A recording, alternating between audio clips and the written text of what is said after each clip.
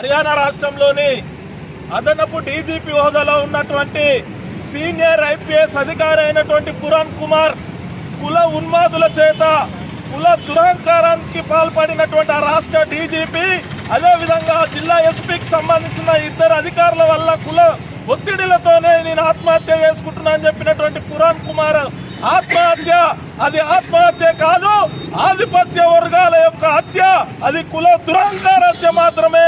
అక్కడ బీజేపీ రాష్ట్రం అధికారంలో ఉన్నది, కేంద్రంలో బీజేపీ రాష్ట్రం ఉన్నది. డబుల్ ఇంజన్ సర్కార్ వస్తే సంక్షేమ పాలన ఇస్తామని ఈ రోజు బీజేపీ చెప్తా ఉన్నది. కానీ డబుల్ ఇంజన్ సర్కార్ లో కుల వివక్ష దాడులు జరుగుతూ ఉన్నాయి, మత ఉన్మాద దాడులు పెరుగుతూ ఉన్నాయి. ఏ ఒక్కరు కూడా రక్షణ లేదు.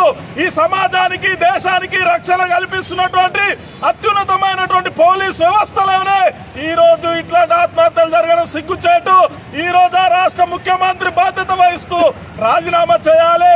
అంతేకాదు సీనియర్ ఐపీఎస్ అధికారి ఉన్నటువంటి పురాణ్ కుమార్ యొక్క ఆత్మహత్యకు బాధ్యత వహిస్తూ ఆ రాష్ట్ర డీజీపీని వెంటనే సర్వీస్ నుంచి సస్పెండ్ చేయాలి, అంతేకాకుండా కఠినంగా శిక్షించాలని చెప్పేసి ఈ రోజు డివైఎఫ్ఐ తెలంగాణ రాష్ట్ర కమిటీలుగా మేము డిమాండ్ చేస్తా ఉన్నాం.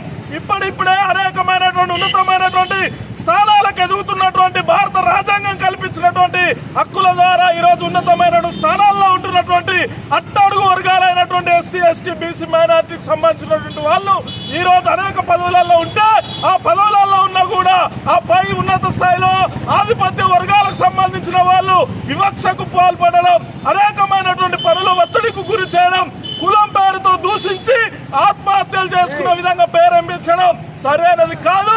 వీటన్నిటి వెనుక ఉన్నటువంటి కుల దురహంకారానికి పాల్పడినటువంటి పురాణ్ కుమార్ ఐపీఎస్ అధికారి ఆత్మహత్యకు బాధ్యత వహిస్తూ రాష్ట్ర డీజీపీని, అదేవిధంగా బాధ్యులుగా ఉన్నటువంటి సూసైడ్ నోట్లో ఎవరైతున్నారో వాళ్ళందరినీ కఠినంగా శిక్షించాలని చెప్పేసి మేము డిమాండ్ చేస్తా ఉన్నాం.